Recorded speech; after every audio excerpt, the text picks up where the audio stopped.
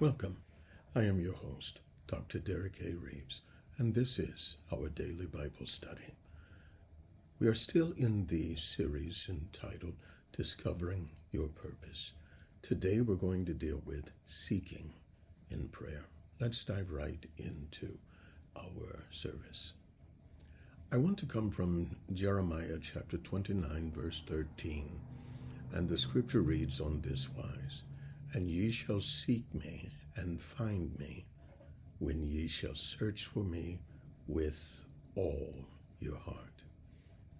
Here we find something rather amazing, because what we see is, first of all, the Old Testament scripture, and it really correlates with the New Testament where Jesus says, "And ye shall seek for me with all your heart, mind, soul, and strength, then I shall be found of you." Here in the book of Jeremiah, we see several things, and it's worthy of our attention. First of all, he says, "And ye shall seek." Here the word seek is the word bakash. Bakash means to search out by any method, specifically in worship or prayer. And by implication, it means to strive after, to beseech, desire, inquire, or make inquisition. And so it's very, very important to understand that when we look at this scripture, the scripture is basically telling us that if we were to, first of all, construct some type of strategy, a strategy that causes us to move into a place and move into the activities of pursuing God with willful intention.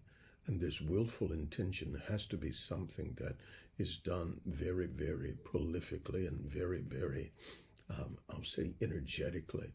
It's not something that takes place just on a randomality. But here we see, he says, "And ye shall seek for me," bakash. He says, use any method at your disposal. Do whatever it takes to search for me. Do whatever you can do, whether it is fasting, whether it is locking yourself in, whether it is scripture reading, going on a journey, multiple days of fast, or consistently praying. And interestingly enough, it also deals with worshiping. And so it's not just an aspect of seeking, but it also deals with praying. It deals with worshiping. And from this regard, we come to understand that the importance of prayer and worship, we know that God dwells in the midst of praise. So what does God do when we truly worship him from our heart? The scripture tells us that the true worshipers must worship him in spirit and in truth. And so he says, "And ye shall seek me." You will bakash me. You will worship me, praise me, doing everything within your power to discover where I am, to cause my presence to be drawn near to you. Always remember the term presence. It deals with the turning of the head. It is the word panim. And so it's the turning of the head and causing the face to draw near. The face, then, the countenance, or the control, or actually the volition. And so God then turns his head, and that's anthropomorphically, of course. He turns his attention towards us.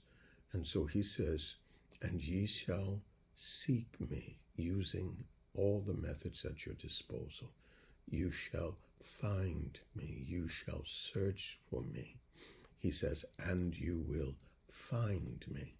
Here, the writer uses the word matzah, and it means to properly to cause to come forth, or cause something to appear, or make its existence known. He says, so, and ye shall seek for me. After you've put together all of your methodology, after you've done everything that's possibly in your power to do, after you have prayed, you have worshiped, you have fasted, and you have intensely prayed, and perhaps even pulled others in to pray with you and for you, he says, you shall find me. And here he says, then all of the things that you're looking for, their existence or the answer already exists, but you will cause that answer to be made known.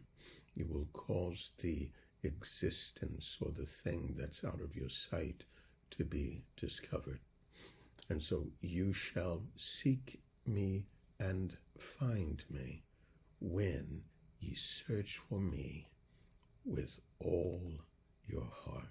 He uses the word search for, darash, to tread or frequent, and so it's not a once-in-a-lifetime thing, but it is a consistent thing, a continual thing. And so you're treading, you're frequently and frequenting. And so to follow or pursue after on a search. And so it means to diligently look for. And so he tells us then, after you have searched for me diligently with all your heart. And here he says with all, and here he uses the word kol, with the whole aspect of your heart, every piece and every operation of your heart. The heart then can be determined by its emotive state, its desires, and its responses, but the heart also has a tiered level of consciousness.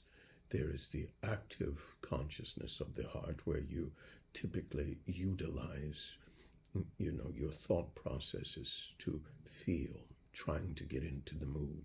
We call it psyching ourselves up. And then there is the subconscious, where you are reflecting what you're really feeling. And then the unconsciousness. And so again he says, and ye shall seek me. You will consistently, with energy, with passion, search for me, and you will find me. You will cause what you're looking for to be implemented or to bring forth. And that's another thing. There has to be expectancy. And when you shall search for me with all your heart. And so there must be a continual seeking and searching with all of the labab. And labab says the heart, or it deals with courage. It deals with that which is the mist of your understanding. And so it can deal with the emotive aspect, where you are now processing it through your responses and reactions. Because when you understand what is taking place, you now can understand how to respond to it. And so this is one of the greatest methodologies of finding your purpose, seeking God in prayer. Always remember, it is God that has made man. God understands the modus operandi of man. He knows how we think. He knows how we feel. He knows what we are designed for. And so in your prayer, you have to consider, Lord, why do I feel the way I feel? Why do I respond the way I respond? How is it that I'm always drawn to people who seem to get in trouble? What is the methodology? Why do I have tolerance for this and no tolerance for other things?